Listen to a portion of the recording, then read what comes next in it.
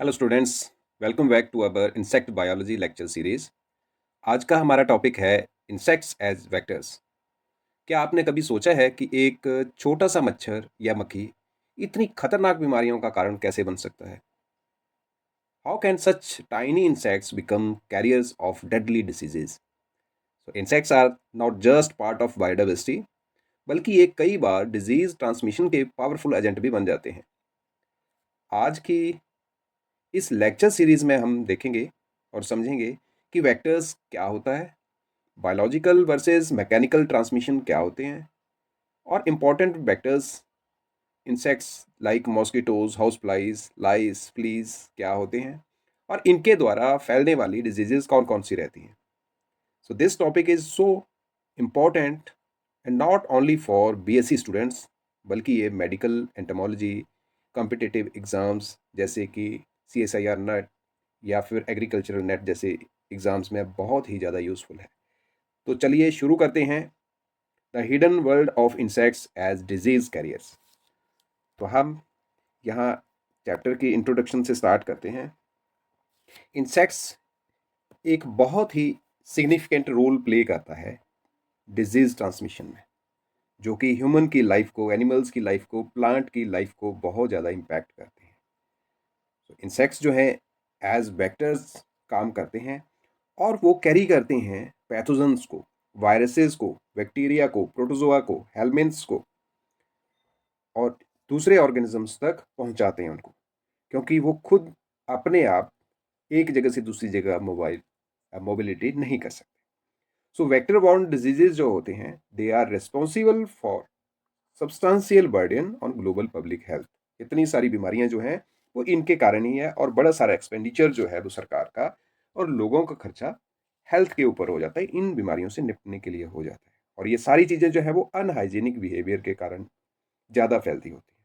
तो ज़्यादातर ये बीमारियां जो हैं वो ट्रॉपिकल एरियाज या सब ट्रॉपिकल रीजन्स जो हैं वो अर्थ के, उन पे ज़्यादा पाया जाता है। इंसेक्ट्स मैकेनिकल वेक्टर्स भी हो सकते हैं, और जहाँ पे वो पैथोजन्स को कैरी करते हैं बॉडी के ऊपर। और एज बायोलॉजिकल वेक्टर्स में क्या होता है, अंडरगो डेवलपमेंट और multiplication with in the insect. Insect की बॉडी के अंदर वो अगर मल्टीप्लाई या डेवलप हो रहे हैं तो वो बायोलॉजिकल वेक्टर्स के तरीके से काम करते हैं। अब हम इनकी सिस्टेमेटिक पोजीशन को समझते हैं, और डिजीज ट्रांसमिशन के मैकेनिज्म को समझते हैं, और उसकी कंट्रोल स्ट्रेटजीज क्या हैं उसके बारे में हम बात करते हैं, और उसके लिए क्या मैनेजमेंट रहेगी, क्या प्रिवेंशन रहेंगे तरीके के, जो कि वेक्टर बॉर्न डिजीजेज होते हैं। तो सिस्टेमेटिक पोजीशन में हम देखते हैं कि जो इंसेक्ट्स है उसके बड़े सारे ऑर्डर जो हैं क्लास इंसेक्टा के, फाइलम आर्थ्रोपोडा में जो आते हैं, तो वो इससे रिलेटेड हैं जो डिजीजेस फैलाते होते हैं। तो it is based on morphological and physiological characteristics. So major orders की बात करें तो इट इज़ डिप्टरा, जिसमें मक्खियाँ आती हैं, साइफनोप्टरा, साइफनकुलेटा एंड हेमिप्टरा। तो ये चार मेजर ऑर्डर हैं जो कि क्लास इंसेक्टा में आते हैं, और वेक्टर्स जो हैं बीमारियों में इन्वॉल्व रहते हैं। फिर मेजर वेक्टर्स को थोड़ा सा हम और डिटेल में जानें कि ऑर्डर डिप्टरा में फ्लाइज और मॉस्किटोज आ जाते हैं। तो फ्लाइज तो हमारे घर में दाएं बाएं हमारे नज़दीक रहती हैं, और हमारे फूड को कंटेमिनेट करती हैं, हमें इरिटेट करती हैं बार बार हमारी बॉडी पे बैठ के। पर ये जहाँ पे गंदगी होती है वहाँ ज़्यादा होती हैं ये। तो इनके जो है वो टू विंग होते हैं, मतलब एक पेयर विंग्स का होता है जो कि वेल डेवलप्ड होता है, और माउथ पार्ट्स इसके वेल अडेप्टेड होते हैं पीर्सिंग और स्पॉन्जिंग के लिए।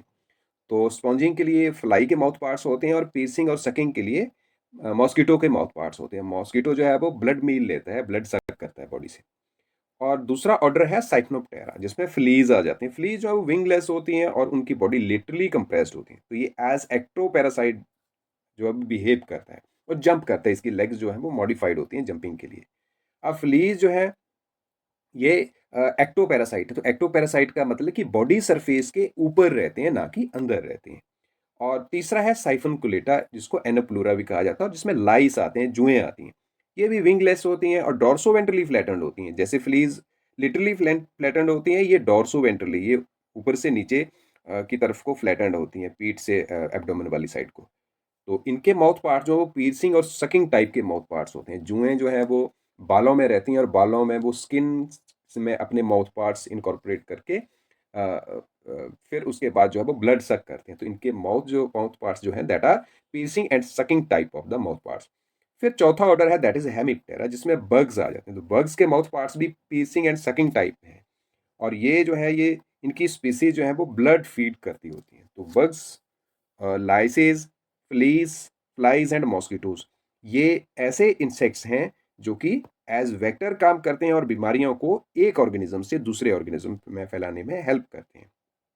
सो दीज एग्जिबिट स्पेशलाइज्ड एडेप्टेशन, जैसे कि ब्लड फीडिंग हैबिट होगी, हाई रिप्रोडक्टिव कैपेसिटी होगी, क्लोज एसोसिएशन विद होस्ट होगी, और इन सारी क्वालिटीज़ के कारण ये एफिशिएंट वेक्टर की तरह एक्ट करते हैं ये डिजीज़ फैलाने में। फिर इंसेक्ट वेक्टर जो है वो डिप्टरा वाले इंसेक्ट वेक्टर्स की बात करते हैं। तो डिप्टरा वाले इंसेक्ट वेक्टर्स जो हैं ये मेडिकली इंपॉर्टेंट वेक्टर्स हैं, ये जैसे कि mosquito, house fly, sand fly and CC flies. तो ये इंसेक्ट्स जो है ये ह्यूमन डिजीजेस या एनिमल डिजीजेस को फैलाते हैं। तो सबसे पहले मॉस्किटो, फिर हाउस फ्लाई, सैंड फ्लाई और सीसी फ्लाई, इन चारों की इमेज हम यहाँ पे देख पा रहे हैं। मॉस्किटोज की डिटेल में जाते हैं थोड़ा सा।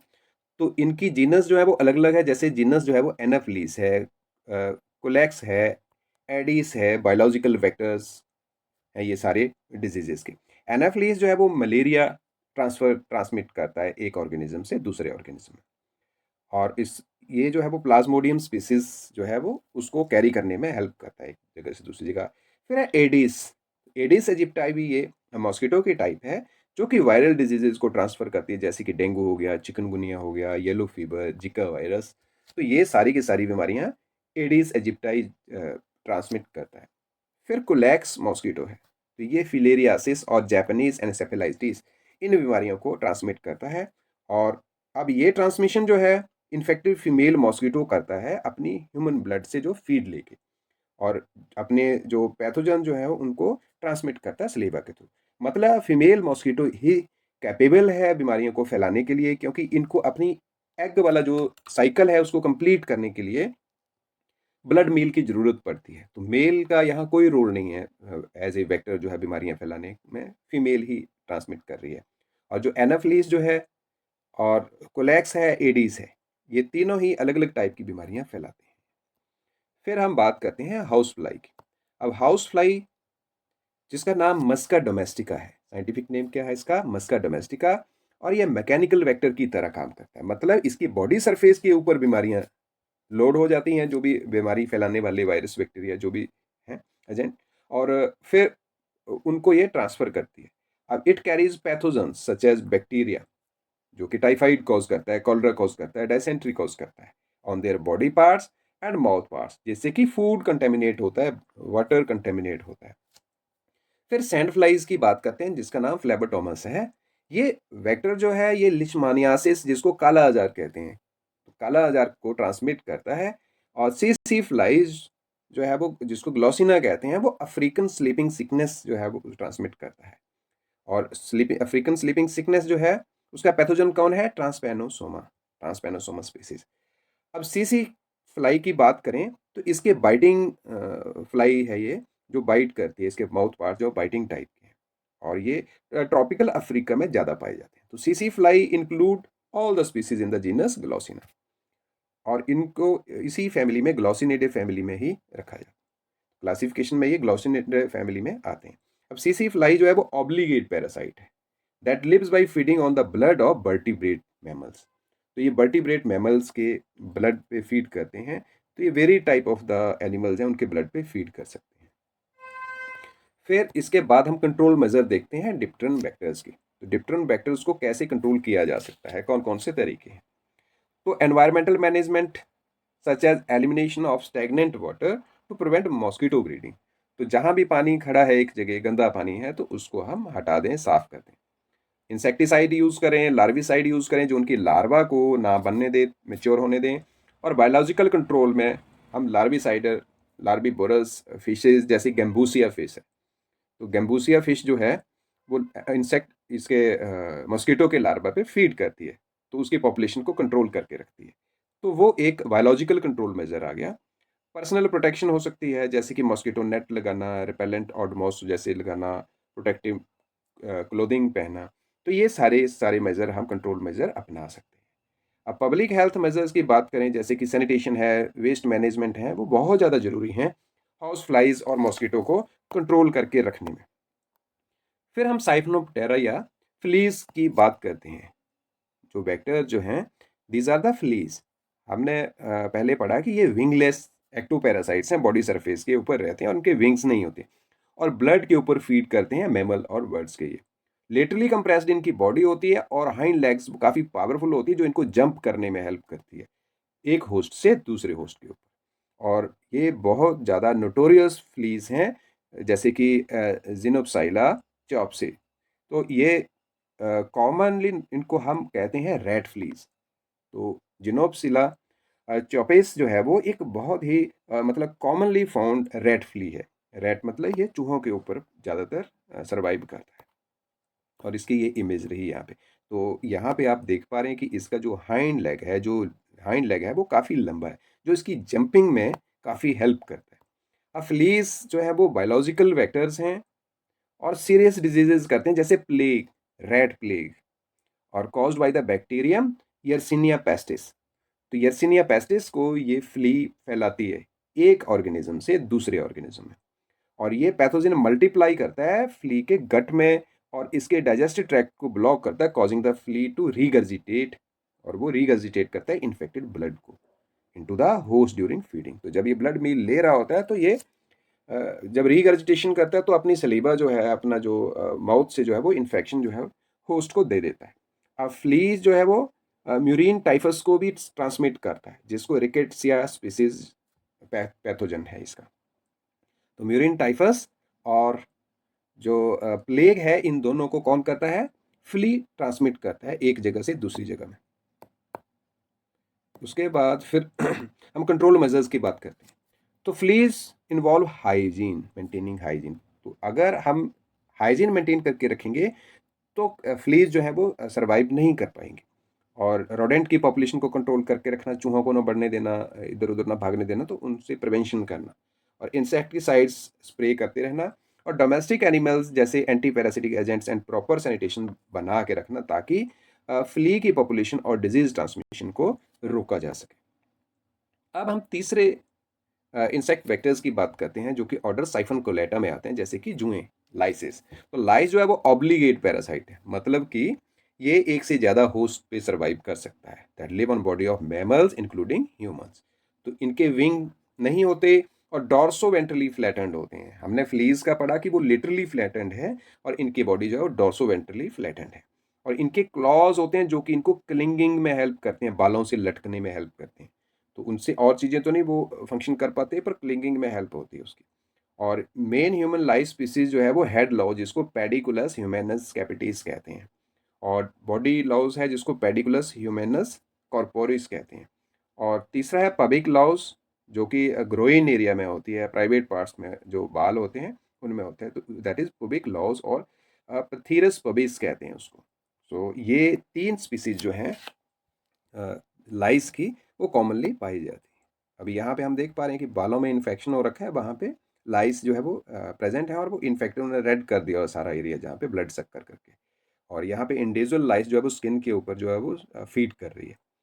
फिर उसके बाद यहाँ पे हम देखते हैं कि जो बॉडी लॉज है वो सिग्निफिकेंट वेक्टर है डिजीजेस का, जैसे कि एपिडेमिक टाइफस हो गया, तो रिकेट्सिया प्रोवोज़ेकी है, ट्रेंच फीवर है जिसको बार्टोनेला क्विंटाना करता होता है, और लैप्सिंग फीवर है जिसको कि वरेलिया रिकरेंटिस करता होता है। तो ये डिजीजेज और इनके जो कॉजेटिव पैथोजन जो हैं वो लाइसिस जो है वो ट्रांसमिट करती हैं। और इन्फेक्टेड लाइस जो है उसकी फीसिस जो है स्किन को कंटेमिनेट करती हैं, उससे एब्रेजन्स होते हैं और म्यूकस मेम्ब्रेन पे इन्फेक्शन हो जाता है। उसके बाद हम इसके कंट्रोल मेजर्स की बात करते हैं। तो जो लाइसिस हैं उनके कंट्रोल मेजर्स के लिए एक तो पर्सनल हाइजीन का होना बहुत ज़रूरी है, और लगातार हम वॉशिंग करें क्लोथ्स की, बेडिंग की, और मेडिकेटेड शैम्पू का यूज़ करें, और या फिर इंसेक्टिसाइडल लोशंस लगाएं हम। और पब्लिक हेल्थ में अवेयरनेस बहुत ज़रूरी है, ताकि लोगों का लिविंग स्टैंडर्ड, लिविंग कंडीशंस बढ़ें, इम्प्रूव हों, और उससे क्या है, इनके इन्फेक्शन और इनको वो वाला स्पेस ना मिल पाए जिनमें इनकी ज़्यादा से ज़्यादा प्रोलिफेरिक ग्रोथ होती है। सो ये बहुत ज़्यादा ज़रूरी है इनके कंट्रोल मेजर्स के लिए। फिर लास्ट जो है हम बात करते हैं हेमिप्टेरा की। अब हेमिप्टेरा जो है वो उसमें ट्रू बग्स आ जाते हैं जो कि ब्लड फीडिंग, ब्लड सकिंग का काम करते हैं और ह्यूमन डिजीजेज में वेक्टर्स का काम करते हैं। जब ब्लड में कोई भी बीमारी है तो वो एक ऑर्गेनिज्म से दूसरे में फैलाने में हेल्प करेंगे। आप इसके एग्जाम्पल हैं रेडोविड बग, ट्राइटोमा, और उसको कॉमनली हम किसिंग बग कहते हैं। तो रेडोविड बग की हम यहाँ इमेज देख पा रहे हैं। और ये इंसेक्ट्स जो हैं वो कौन सा डिजीज करते हैं ट्रांसमिट? खागाज डिजीज, जिसमें प्रोटोजोन इन्वॉल्व होता है as a pathogen, trypanosoma cruzi. और मॉस्किटोज की तरह नहीं, ये पैथोजन जो है it is not transmitted through saliva but through faeces deposited near the bite site. तो ये इंसेक्ट जो है वो जहाँ पे फीसेस डिपॉजिट होती है, तो जहाँ पे ये बाइट करता है वहीं पे ये इन्फेक्शन जो है वो आ जाता है। और जब होस्ट जो है वो स्क्रैच करता है बाइट एरिया को, तो पैथोजन जो है ब्लड स्ट्रीम में एंटर कर जाता है स्किन के थ्रू। तो हम इसको यहाँ इमेज में देखेंगे, ये बग का इमेज है और ब्लड के अंदर जो है वो यहाँ बग ये प्रेजेंट है जो पैथोजन है, प्रोटोजोन पैथोजन है ये। और यहाँ पे एक लड़की है, उसकी आंखों का एरिया जहाँ पे इन्फेक्शन हो रखा है, तो जैसे इंसेक्ट ने अपना डिजीज़ ट्रांसमिट करा, उस सरफेस पे बाइट किया, तो जब इचिंग करी तो उसके साथ में इन्फेक्शन जो है वो बाकी एरिया में एक्सपेंड हो गया। अब दूसरे हेमिप्टेरन्स की बात करें तो बेड बग, जिसको साइमेक्स लेक्टुलेरिस कहते हैं, वो डिजीज़ करती है और ये बहुत ज़्यादा डिस्टर्बिंग होते हैं पेस्ट ये, क्योंकि ये इरिटेशन करते हैं, एलर्जिक रिएक्शंस करते हैं स्किन के ऊपर। although their role as disease vector is less significant। तो काफ़ी इरिटेटिंग होते हैं, इचिंग करते हैं, ब्लड सक करते हैं। इनके माउथ पार्ट्स जो हैं वो ब्लड सकिंग टाइप होते हैं। कंट्रोल मेजर्स की बात करें तो फिर से वही बात कि सबसे पहली बात तो हाइजीन मेंटेन करना, हाउसिंग कंडीशंस को मेंटेन करके रखना, जो क्रैक्स हैं उनको सील कर देना, सर्वाइसिस को सील कर देना, और इंसेक्टिसाइड्स को यूज़ करना और घर में साफ़ सफाई बना के रखना। और अगर बेड के जो नेट्स हैं, इंसेक्टिसाइड ट्रीटेड सर्फेसेज हैं, उनका एक्सपोजर जो है इंसेक्ट को कम से कम होने देना। तो ये जो है ये इंसेक्ट वेक्टर जो है उनके बारे में और उनसे जो भी डिजीजेस फैलते हैं उनके बारे में हमने बात की। तो यहाँ इमेज में थोड़ा सा हम रिकैप कर लेते हैं कि इनके कंट्रोल मेजर्स क्या रहते हैं। तो एक तो है कि स्टेगनेंट वाटर को हटा दो, जहाँ गंदा पानी है साफ सफाई मेंटेन करके रखो वहाँ पे। दूसरा है कि इंसेक्टिसाइड्स या फिर लार्बिसाइडल जो भी केमिकल्स हैं, स्प्रेज हैं, उनका यूज़ करो और इंसेक्ट्स को मार डालो। और बायोलॉजिकल कंट्रोल में आता है कि जैसे फिशेज़ हैं या और भी बायोलॉजिकल मेथड्स हैं जो इन इंसेक्ट्स के ऊपर फीड करते हैं, इनकी पॉपुलेशन को कम करते हैं, उनका इंट्रोडक्शन करना, ताकि कम से कम जो है वो ये इन्फेक्ट कर सकें एनिमल्स को या ह्यूमन बीइंग को। फिर पर्सनल प्रोटेक्शन है।